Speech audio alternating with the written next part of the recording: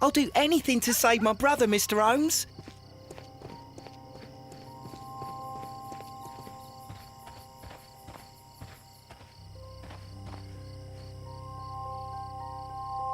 Mrs. Powell? What do you want? My name is Sherlock Holmes. I'm assisting the police with their investigation of the crime that took place this evening. Well, I've already gave my testimony, but very well. Could you tell us everything that you may have seen or heard? Yes. I was selling my flowers as usual, and then the fireworks began, in honour of Queen Victoria. I enjoyed those. But then, all of a sudden, a young lad ran out of Half Moon Street and stopped just by me. He had a gun in his hand. He was like a ghost, and all covered in blood. It was dark, but I could see him, because of the flashes from the fireworks. And then? I screamed as loud as I could. I knew that a policeman should be on duty in the vicinity. He had no time to escape. 2 constables got him. Then another constable came out from the very same street, and I heard him talking of a horrible murder. Mrs. Powell, did you hear the gunshots? I'm not sure. You know, what with the fireworks? Did you see anyone else leaving Half Moon Street, prior to or at the time of the crime? No, sir, I did not. Even with all the fireworks, I was very attentive, as I'm always on the lookout for customers. My thanks to you, Mrs. Powell.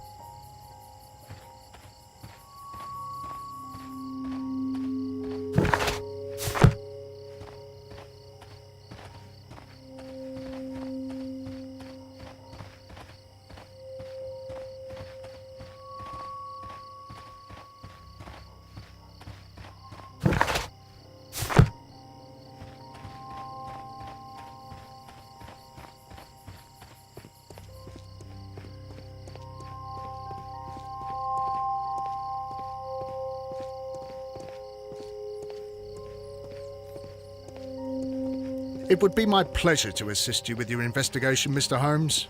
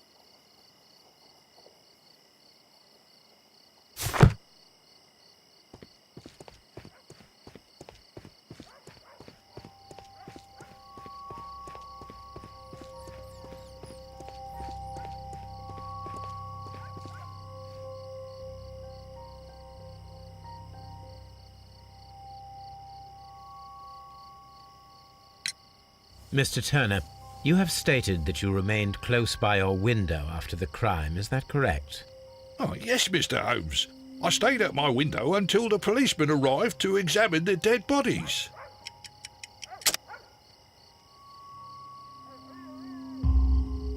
That is very interesting, Mr. Turner. Constable Marrow stated that he did not see anyone at the window when he was running through Half Moon Street. Well, I think Constable Marrow and me, we might have been distracted by the whistles and shouts coming from Whitechapel. We could have missed each other somehow. You understand what I mean? It was a bit of a stressful moment, to tell you the truth, sir. Allow me to form my own theories, Mr. Turner. Would you mind showing me the view that you had from your window? Not at all, Mr. Holmes. Please, follow me. Mr. Turner appears to live very modestly. This fire is dying out. It was last tended to over an hour ago.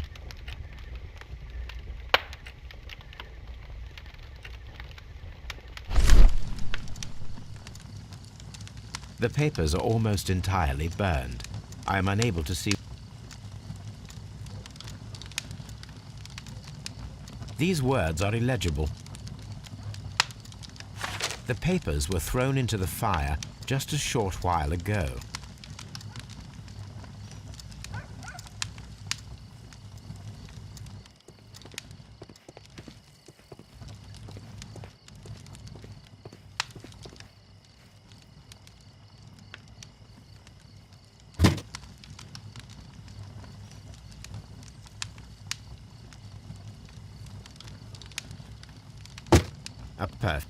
So, Mr. Turner broke his stick when it became stuck between the cobblestones. He did not mention that he was...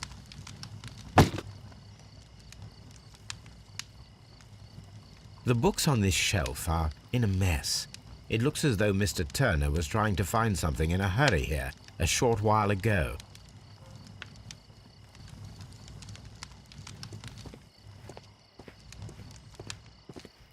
Mr. Turner was roused from his bed by the sound of gunshots.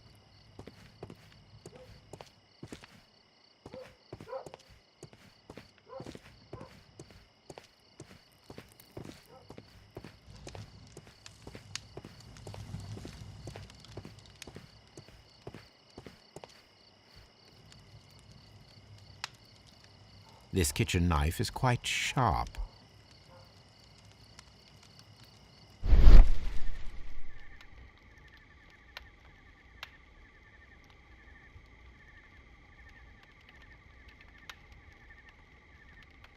There are pieces of shredded paper scattered over the table.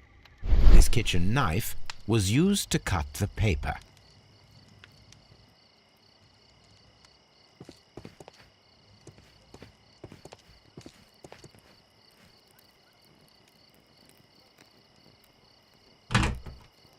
So, that's the view Mr. Turner had when he opened the window. The dead body of Kenneth Butler. Brian Vercotti's contorted corpse. Mr. Turner had a perfect view of the crime scene. He saw the bodies clearly, and Leighton Chapman standing over them.